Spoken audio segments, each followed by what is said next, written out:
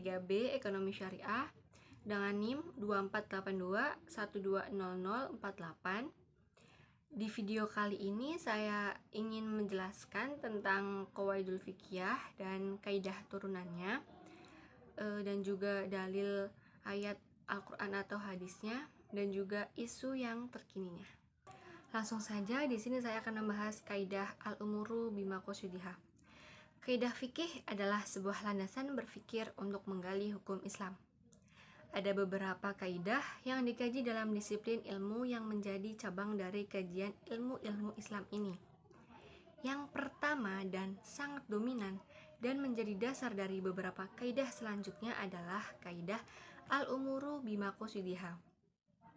Al-umuru bimaqasidiha terbentuk dari dua unsur, yakni lafaz al-umur dan al-maqasid. Merupakan bentuk plural yang terbentuk dari lafaz al-amru dan al-maqsud.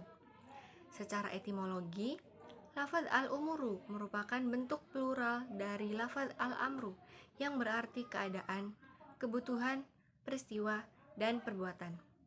Jadi, dalam bab ini, lafaz al-umuru bimaqasidiha diartikan sebagai perbuatan dari salah satu anggota. Sedangkan menurut terminologi, berarti perbuatan dan tindakan mukallaf baik ucapan atau tingkah laku yang dikenai hukum syara' sesuai dengan maksud dari pekerjaan yang dilakukan. Dalam kaidah al-umuru bimaqasidiha, yang artinya segala urusan tergantung pada tujuannya, berakar kuat dari dalil-dalil syar'i, terutama dari hadis Nabi dan juga penguatan dari ayat-ayat Al-Quran.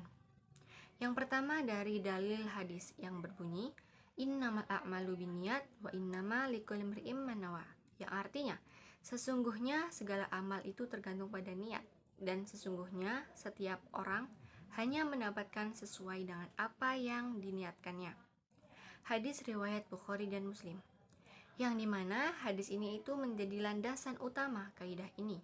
Dalam hadis tersebut, Rasulullah SAW menegaskan bahwa niat adalah penentu nilai suatu perbuatan, baik dalam konteks ibadah maupun dalam konteks muamalah.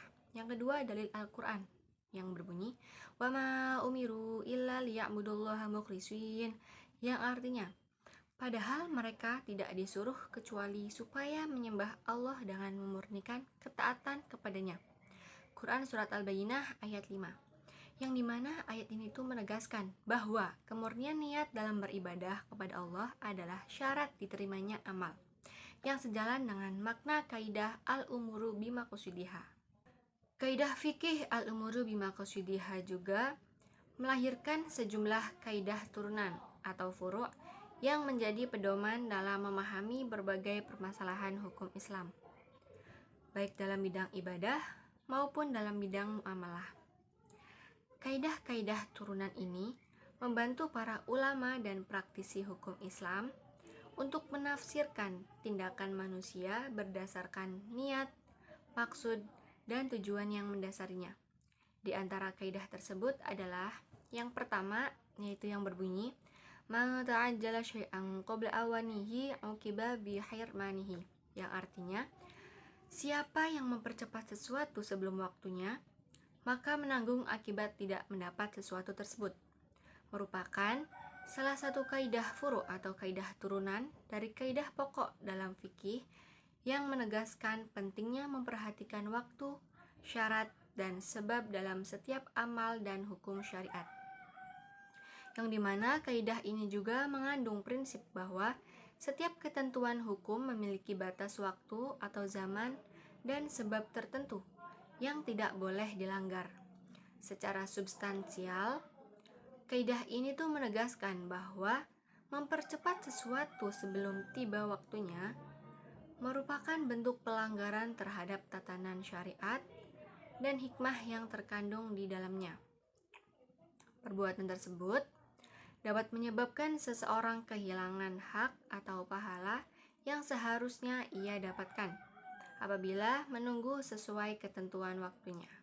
Kaidah al-umur bimaqasidiha juga yang kedua berbunyi, al-ibratu fil uqudi lil maqasidi wal ma'ani la li al-fadhi wal mabani, yang artinya yang menjadi ukuran dalam suatu akad adalah maksud dan maknanya, bukan semata-mata hanya lafaz dan bentuk katanya saja. Lafaz yang jelas yang tertuju pada satu bentuk perbuatan seperti lafaz jual beli, sewa, nikah, hibah, dan talak tidak diperlukan niat untuk melakukannya. Seperti jika mengatakan saya jual barang ini, cukup dengan kata itu saja. Sebab kata itu telah menentukan dan jelas maksud dan tujuannya. Kaidah turunan yang ketiga dari al-umuru bima qasudiha yaitu al-umuru bima qasudiha fit tasarrufati kama fil ibadati, yang artinya segala perbuatan dalam urusan muamalah dinilai berdasarkan niatnya sebagaimana dalam ibadah. Yang dimana kaidah ini tuh menunjukkan bahwa rusaknya sebuah perbuatan disebabkan rusaknya niat dalam melakukannya, dan demikian pula sebaliknya. Baiknya sebuah perbuatan sangat tergantung dengan kebaikan niatnya. Dengan demikian, tanggung jawab atau beban perbuatan itu masih ada pada seseorang meskipun telah dilakukannya jika disertai niat yang fasid. Kaidah ini juga berhubungan dengan kaidah tidak ada pahala kecuali dengan niat. Bagi yang niatnya fasid, tidak akan mendapatkan pahala. Selanjutnya yaitu ada contoh dari kaidah al-umur bima qasudiha dan kaidah turunannya yang berkaitan dengan era modern sekarang. Yaitu yang pertama, contoh dalam transaksi muamalah, yaitu dalam berbagai transaksi seperti jual beli, kontrak kerja atau perjanjian bisnis. Lafaz atau pernyataan yang jelas dan tegas memiliki kekuatan hukum tanpa harus disertai niat tersirat. Misalnya dalam transaksi elektronik atau e-commerce, ketika seseorang menekan tombol beli atau setuju, tindakan tersebut sudah dianggap sah secara hukum tanpa perlu pembuktian niat di baliknya. Prinsip ini menunjukkan bahwa dalam kehidupan modern yang serba cepat dan berbasis digital, kejelasan lafaz dan pernyataan hukum menjadi kunci utama dalam menjaga keadilan dan kepastian hukum. Selanjutnya ada contoh dalam kehidupan sosial. Dalam kehidupan sosial dan profesional, sering dijumpai individu yang berusaha mencapai hasil secara instan tanpa mengikuti prosedur, tahapan, atau waktu yang telah ditetapkan. Misalnya dalam dunia bisnis, seseorang yang ingin cepat kaya dengan cara curang seperti korupsi atau penipuan, pada akhirnya justru kehilangan kepercayaan dan reputasinya.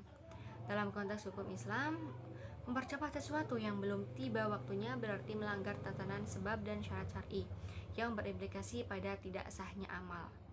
Contohnya yaitu pada ahli waris yang membunuh pewaris agar segera mendapatkan harta warisan justru diharamkan dari hak warisnya.